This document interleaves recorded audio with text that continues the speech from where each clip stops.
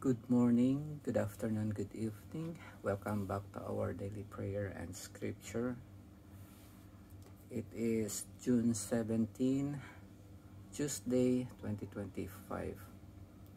Ang atin pong mabuting balita ay hango sa sulat ni San Mateo, chapter 5, verse 43 up to 48.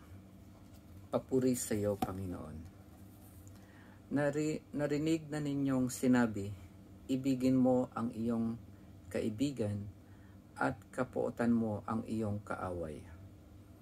Ngunit ito naman ang sabi ko, ibigin ninyo ang inyong mga kaaway at idalangin ninyo ang mga umuusig sa inyo, upang kayo'y maging tunay na anak ng inyong amang nasa langit, sapagkat pinasisikat niya ang araw sa masasama at sa mabubuti, at pinapapatak niya ang ulan sa mga banal at sa mga makasalanan.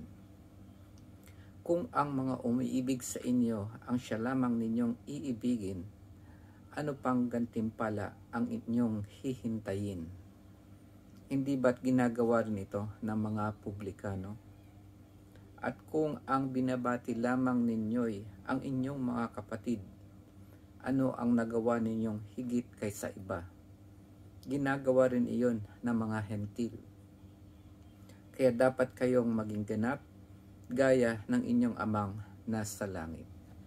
Ang mabuting balita ng ating Panginoon. Pinupuri ka namin, Panginoong Hesukristo. Ang panghuli po niyang sinabi dito ay sa English, you therefore must be perfect as your heavenly Father is perfect. Ano kaya ang ibig sabihin yun? Perfect. Wala tayong pagkakamali na magagawa o wala tayong kasalanan na magagawa. Ayon po dito sa notes, based dito sa verse na to, ang pagiging ganap o perpekto ay gusto ng Panginoon na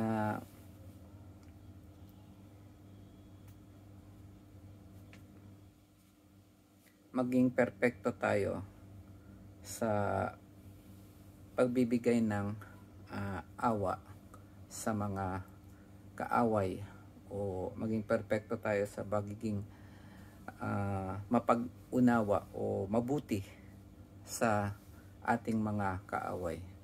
Kasi kung mamahalin ng natin yung ating mga kapatid o yung mga taong malalapit sa atin, wala tayong pinagkaiba doon sa taong mga yung mga kahit mga masasama man, at yung minamahal lang din nila ay yung mga kaibigan nila or mga malalapit sa kanila. Ang sinabi nga rito ng Panginoon, upang kayo'y maging tunay na anak ng inyong amang nasa langit, sapagkat pinasisikat niya ang araw sa masasama at sa mabubuti. Ganon din yung ulan, pinapapatak niya sa mga banal at mga kasalanan.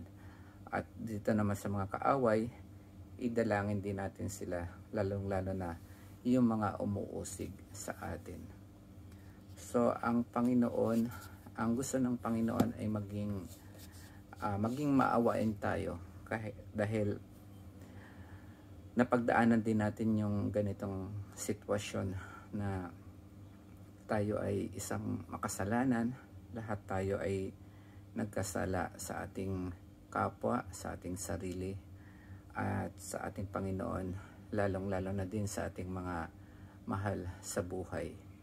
So kung gaano tayong pinatawad ng ating Panginoon sa mga nagawa nating kasalanan na yun, maliit man, mabigat man o magaan, ganun din maging ganap tayo na maawain o magpatawad din tayo sa mga taong nagkasala sa atin, at maging mabuti tayo sa kanila kahit hindi ganun ang pinapakita nila sa atin, hindi yung pagmamahal yung pinapakita natin nila sa atin.